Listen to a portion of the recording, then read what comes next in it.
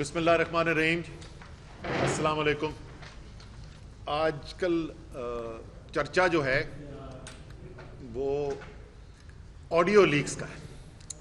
تو آج جو ہم آپ کے سامنے بات کرنے آئے ہوئے ہیں وہ بھی ان آڈیو لیکس سے جڑی ہوئی ہے, اور خصوصی طور پہ جس آڈیو لیک کی آج ہم بات کریں گے وہ والی ہے جس کے اندر وزیر اعظم شہباز شریف اور ان کے سینئر وزراء جو ہیں وہ ساتھ بیٹھ کے گفتگو کر رہے ہیں کہ کس طریقے سے قانون کی دھجیاں اڑا کر جمہوریت کو پامال کر کے ایک سازش کے تحت جو ایم این ایز کے استعفوں کا معاملہ ہے اس کو سیاسی طور پر مینیپولیٹ کر کے اور اس کے بعد مل کر الیکشن کمیشن کے ساتھ کس طریقے سے سیاسی فیصلے کروانے ہیں نہ کہ قانونی فیصلے کروانے ہیں. لیکن میں ادھر آنے سے پہلے ذرا سا واپس یاد دلانے کی کوشش کرتا ہوں لوگوں کو کہ ہم یہاں پر پہنچے کیوں ہیں, یہ استعفے ہوئے کیوں, جس کی اب بات ہو رہی ہے اور آج جس کی ہم بات کریں گے اور آگے ہم کیا کرنے جا رہے ہیں اس کا بتائیں گے آپ کو. پاکستان آج سے تقریباً 6 ماہ پہلے پاکستان کی حقیقت کیا تھی؟ پاکستان کے اندر امن و امان نظر آ رہا تھا. پاکستان کی دنیا کے اندر پذیرائی ہو رہی تھی. اس سے صرف 1 مہینے پہلے وزیر اعظم پاکستان نے دنیا کے اہم ترین ممالک میں سے جو 2 ملک ہیں چین اور روس, ان کا دورہ کیا. چین اور روس دونوں کے صدور نے تفصیلی ملاقات کی, اہم فیصلے کیے گئے, پاکستان کی مدد کی کا اعادہ کیا گیا.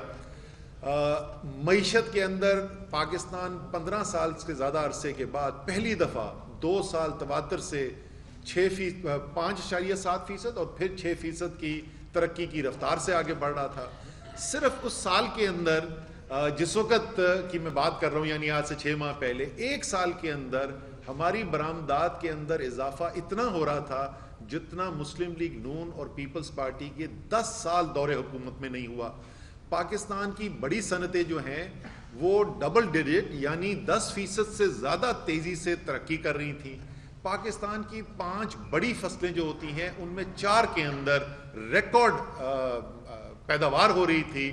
پاکستان کی ترسیلات ریکارڈ پر پہنچی ہوئی تھی, اور یہ فہرست آگے چلتی رہتی ہے. ہماری آئی ٹی کی انفارمیشن ٹیکنالوجی کی ایکسپورٹ جو 21ویں صدی کا سب سے بڑا ایک راستہ ہے ان ممالک کو جو ترقی کی دور میں پیچھے رہ گئے تیزی سے پھلانگ کر آگے جانے کا, وہاں پر 1 سال میں 47% اور اگلے سال 34% اضافہ ہو رہا تھا. یعنی آپ کسی طریقے سے بھی دیکھیں پاکستان جو ہے وہ ایک بہت اچھے مقام پہ کھڑا تھا.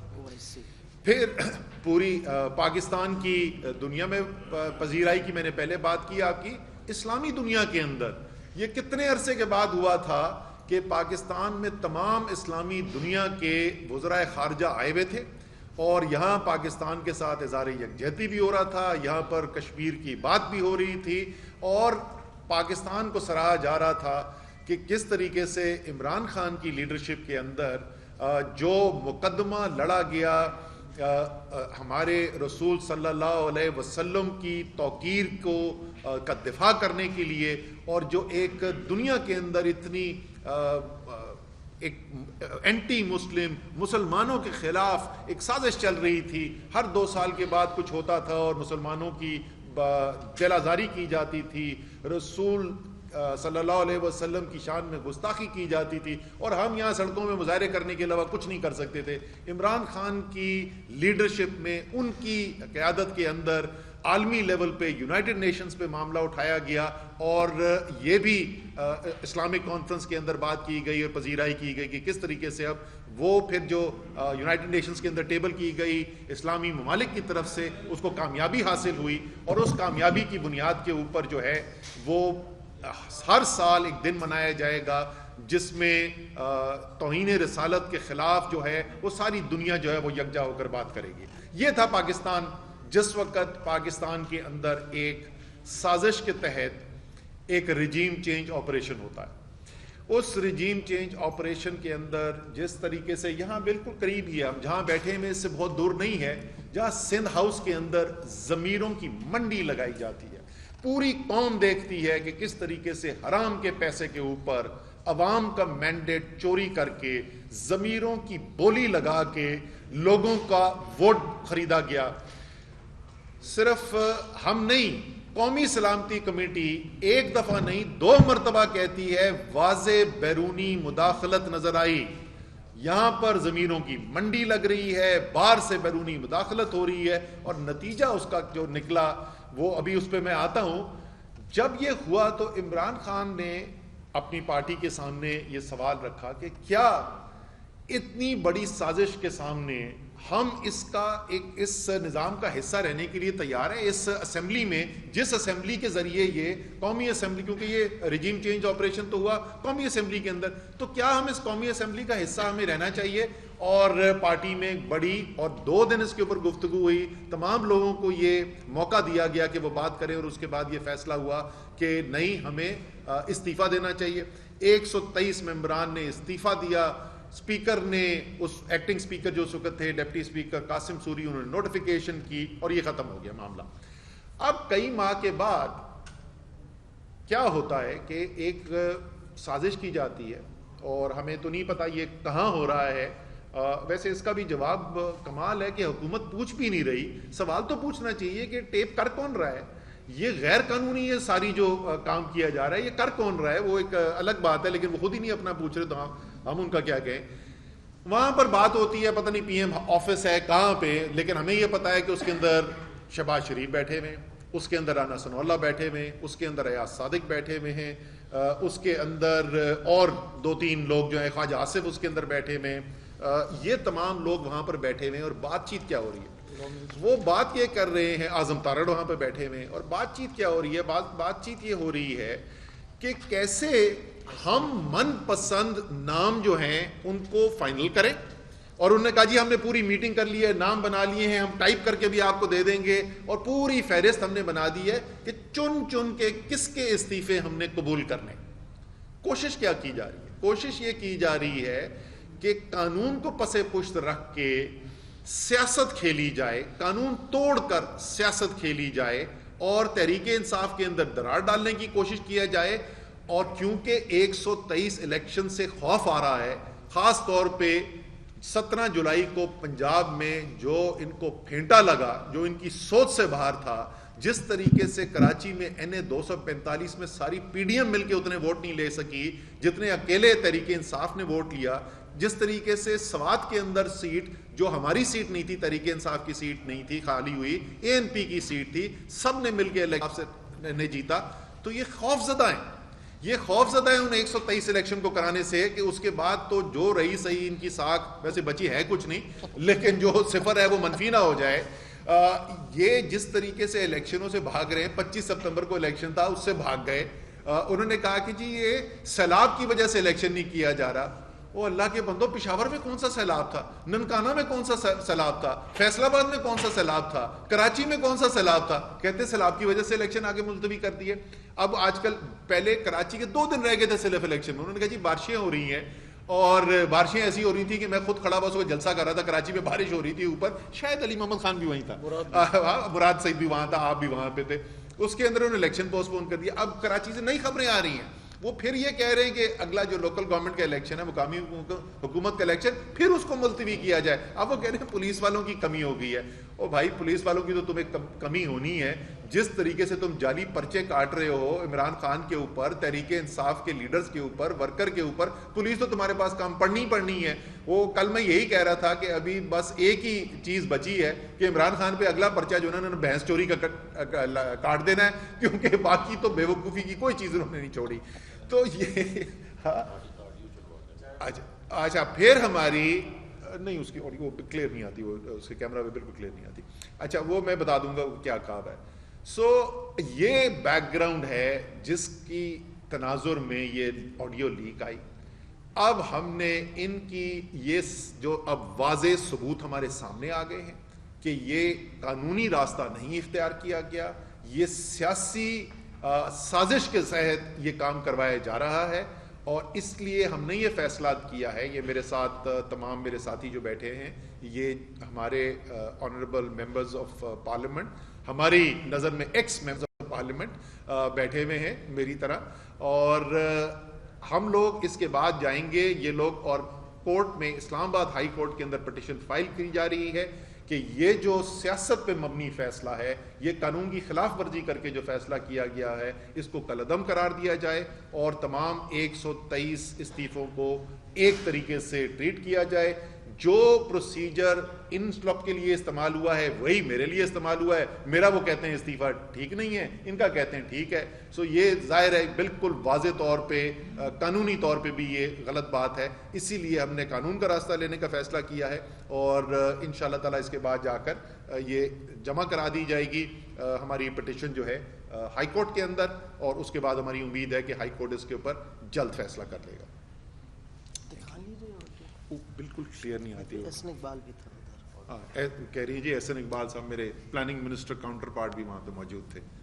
ویسے میاں شہباز شریف آپ نے اچھا یاد دلا دیا, آپ نے اچھی نہیں کی, اپنے 2 وزیروں کے ساتھ ساری قوم کے سامنے بےزتی کر کے رکھ دیا آپ نے. اچھا جی,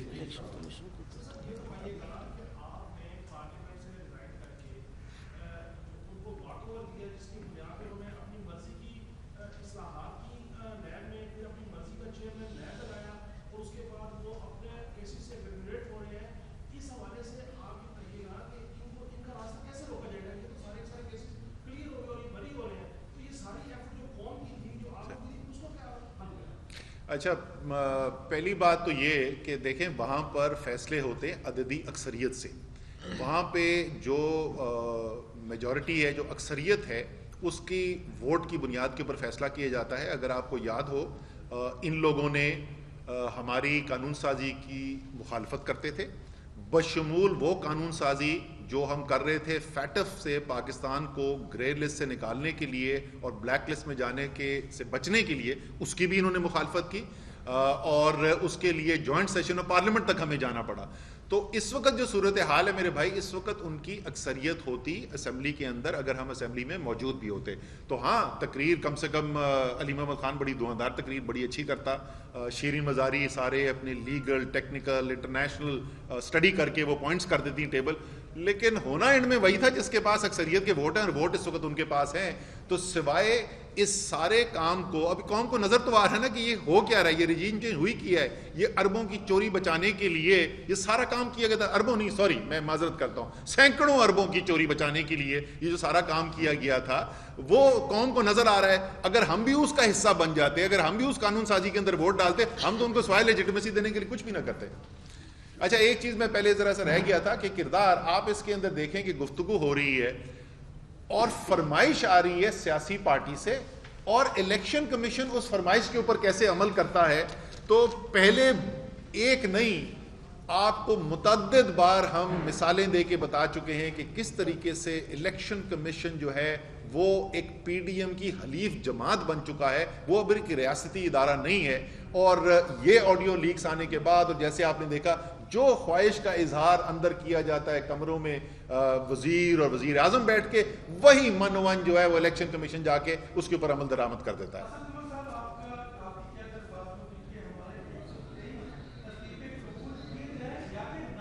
کیے جائیں تو ہماری تو, ہم تو بھائی ایک دفعہ نہیں, ہم کورٹ جا چکے ہیں اس کے اوپر, اور اس وقت بھی وہ کیس سپریم کورٹ کے اندر موجود ہے. اور ہمارا تو ماننا یہی ہے کہ ایک دن ایک ہی طریقہ کار سے 123 لوگوں نے استعفیٰ دیا, تو پھر یہ کیسے ہو سکتا ہے کہ اس 123 میں سے کچھ قبول ہے اور کچھ نہیں ہے. اسد عمر صاحب یہ بتائیے گا کہ قانونی طریقہ یہ ہے کہ اگر کوئی استعفیٰ دیتا ہے تو اس کے بعد اگر اسپیکر اس کو بلاتا ہے تو وہ اپنے استعفے کی تصدیق کرتا ہے, تو آپ لوگ استعفے کی تصدیق کے لیے اسپیکر کے پاس کیوں نہیں پیش ہوئے جب بار بار بلایا؟ اچھا یہ ہمیں تجربہ جو ہے نا پچھلی دفعہ ہوا تھا, آپ کو پتا ہے ہم پہلے بھی یہ کام کر چکے ہیں.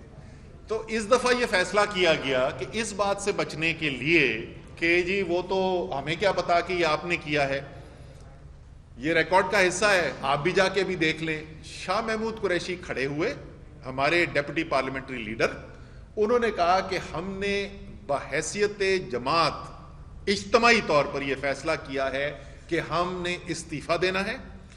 اس کے بعد انہوں نے کہا کہ جو جو میری بات کی تائید کرتا ہے وہ بھی کھڑا ہو جائے. ہم سب ان کے ساتھ کھڑے ہوئے اور اس کی بنیاد کے اوپر استعفے جو ہے وہ قاسم سوری صاحب نے ایکسیپٹ کیے, کیونکہ یہ فلور آف دا ہاؤس ہوا تھا. لیکن میں وہی کہہ رہا ہوں نا کہ جو کچھ بھی کیا تھا ہم نے وہ ٹھیک تھا یا غلط تھا. جو بھی ہم نے کیا تھا وہ اس میں کوئی فرق نہیں ہے. اعجاز شاہ نے جس طریقے سے استعفیٰ دیا, شیرین مزاری نے جیسے استعفیٰ دیا اور اسد عمر نے جیسے استعفیٰ دیا, اس میں کوئی رتی برابر فرق نہیں ہے. اور اگر اس کے بعد اسپیکر کے بلانے کے لیے اسد عمر نہیں گئے تو علی محمد خان بھی نہیں گئے, فخر زمان بھی نہیں گئے, شوکت بھی نہیں گئے, یہ بھی نہیں گئے. تو ہماری جو پوری کارروائی ہے شروع سے لے کے آخر تک اس میں فرق ہی کوئی نہیں ہے. تو فیصلے میں کیسے تفریق کیا جا سکتا ہے؟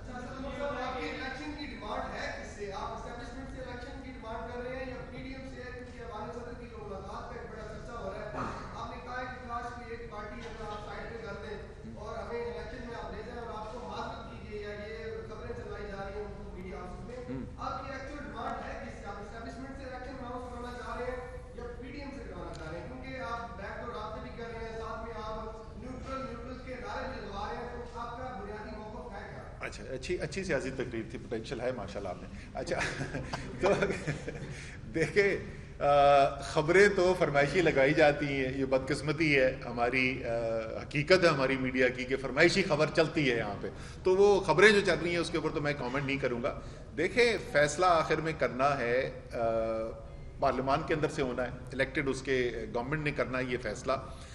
لیکن اور میں خاص طور میں اپنی ذاتی طور پہ خاص طور پہ بات کر چکا ہوں. آپ مجھے کم سے کم 50 ٹیلی ویژن پروگرام پہ سن چکے ہیں کہ میں بیٹھ کے بولتا ہوں کہ یہ فیصلے جو ہیں یہ سیاسی بحران ہے, اس کو ختم کرنا سیاستدانوں کی ذمہ داری ہے. لیکن یہ حقیقت ہے کہ اس ملک کی جمہوریت جو ہے اس کے اندر صرف سیاستدانوں کا رول نہیں ہے, اس کے اندر کردار صرف سیاستدانوں کا نہیں ہے. پاکستان کے ریاستی ادارے پاکستان کی سیاسی تاریخ کے اندر بشمول جو قریب کا ماضی گزرا ہے, ماضی قریب کی تاریخ کے اندر ایک کردار ادا کرتے رہے ہیں. سو اس لیے ہمارا ماننا یہ ہے کہ ہر وہ شخص یا ہر وہ ادارہ جو فیصلہ سازی پہ اثر انداز ہو سکتا ہے اس کو پارٹی کے لیے کسی کے نہیں, پاکستان کے لیے. اب آپ چھوڑیں نا, سیاستدانوں کو چھوڑ دیں, اب جو معیشت کے ٹیکنیکل ایکسپرٹس ہیں انہوں نے آرٹیکل لکھنے شروع کر دیے ہیں, کیونکہ ان کو نظر آ رہا ہے کہ یہ جو معاشی بحران اٹھا یہ سیاسی بحران سے اٹھا, اور اگر سیاسی بحران جب تک ختم نہیں ہوگا تو آپ معاشی بحران نہیں ختم کر سکتے. چاہے فائنانس منسٹری ڈار صاحب کے کہنے کے اوپر, ایکچولی یہ پلاننگ منسٹری ہے, احسن اقبال صاحب کے نیچے آتا ہے شماریات کا ادارہ, لیکن جس کسی کی بھی فرمائش کے اوپر آپ ہیرا پھیری کر کے افراط زر تو کم کر سکتے ہیں. آپ کو پتا ہے کہ انہوں نے کیا کہا ہے؟ یہ کوئی پاکستانی سنے گا, مجھے ڈر لگتا ہے کہ میں تو ہنس رہا ہوں لیکن کچھ لوگ جو ہیں وہ غصے میں آگے کہیں کچھ کر ہی نہ دیں. اس ہفتے کے جو اعداد و شمار افراط زر کے شائع کیے گئے ہیں اس کے مطابق بجلی کی قیمت پچھلے سال سے 45.6% کم ہو گئی ہے, 45.6% کم ہو گئی ہے. تو میرے بھائی ایسی ہیرا پھیری سے نا معیشت کا بحران ختم نہیں ہونا. اس لیے ہر وہ شخص, ہر وہ ادارہ جو چاہتا ہے پاکستان سے اس بحران کے لیے نکلے, ہمارے خیال کے اندر ان سب کو کردار ادا کرنا چاہیے اس فیصلے کے لیے کہ ایک نئے الیکشن کی طرف پاکستان, اور خاص طور پہ وہ سارے جو سازش میں حصہ بنے تھے.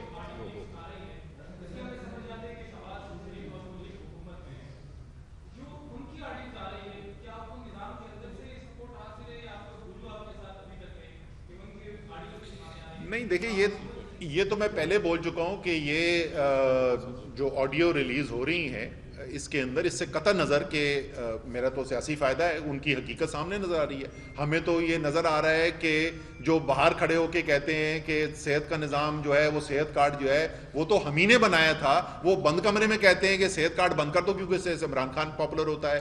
ہمیں تو یہ نظر آتا ہے کہ وہ باہر کھڑے ہو کے بات کرتے ہیں قانون کی اور بند کمرے کے اندر مشورے دیے جا رہے ہیں کہ اچھا وزیر اعظم مشورہ دے رہا ہے, پاکستان کا وزیر اعظم مشورہ دے رہا ہے کہ اچھا انڈیا سے تو مشینری لانا الاؤڈ نہیں ہے, تو ایسا کیوں نہیں کرتے, اس کو گھما دو کسی تیسرے ملک سے لے کے آ جاؤ, اور آگے جواب یہ مل رہا ہے کہ نہیں اس کا خرچہ بہت زیادہ ہو جائے گا اس کے اندر.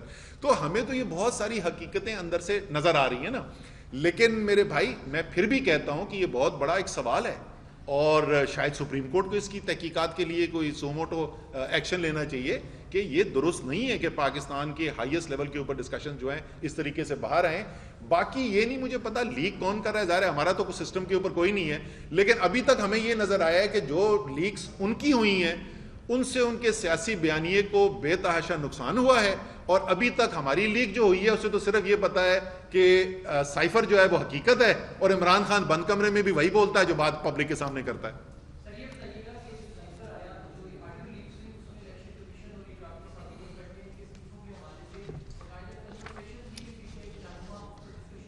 جی نہیں، اب آج جو ہے ایک نئی پٹیشن اس کی روشنی میں، آڈیو لیک کی روشنی میں نئی پٹیشن فائل ہو رہی ہے۔